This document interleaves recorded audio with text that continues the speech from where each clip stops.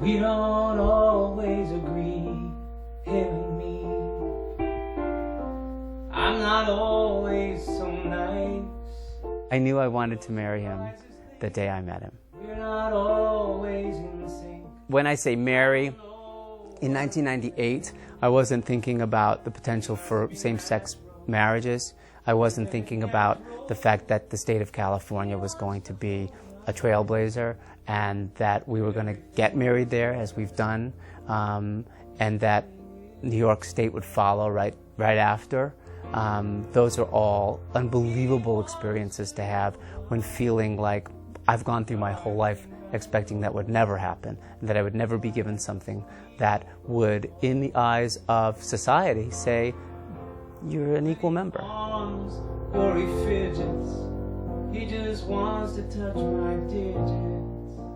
Hi, I'm David Bloch, and I'm going to tell the story of how I met my husband, Andrew Lippa.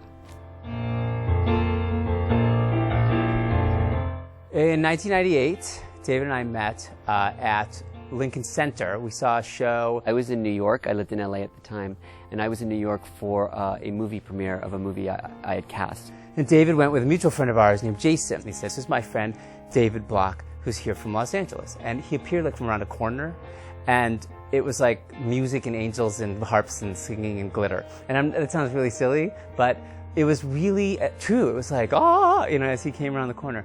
And I said, "Hi, I'm Andrew." And I said, "Hi, I'm Andrew." I said, "Hi, it's nice to meet you." And the show was about to start, and there was no intermission. So I had to use the washroom. So I said, "Where's the men's room?" The theater's in a horseshoe, so I spent the whole show sort of going like, you know, watching the other. You know, David was over there. The four of us went out for drinks, and so that my friend could speak to Andrew's friend, I was like, "Okay, I'll talk to Andrew," and that's how we started getting to know each other. I think our first date was seeing Saving Private Ryan. I think I knew I was in love with him then, because I was like, I wanted, or it was some sort of weird obsession, but no, it's turned into 10 years, so I guess it's love.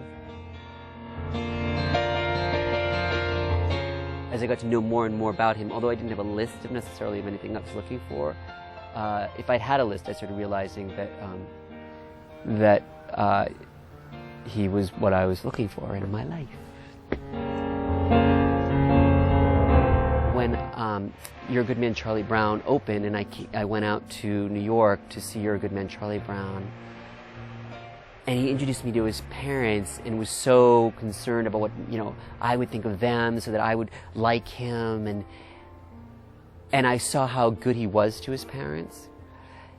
Then I saw how warm his heart was, and then I fell in love with him.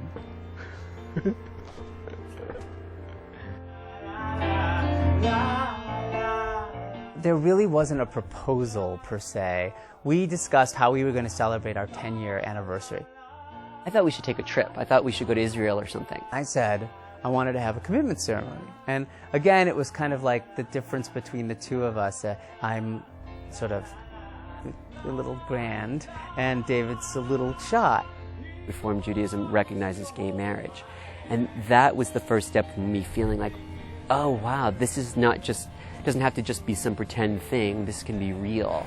Ultimately, I really just kept on going back to just a plain gold ring, and I thought to myself that the reason that I did that, I think, is that I never thought I'd have a wedding ring, and so I guess I just really went for what really looked like a wedding ring. And to share that with our sacred space, which this house is for us, is practically beyond words.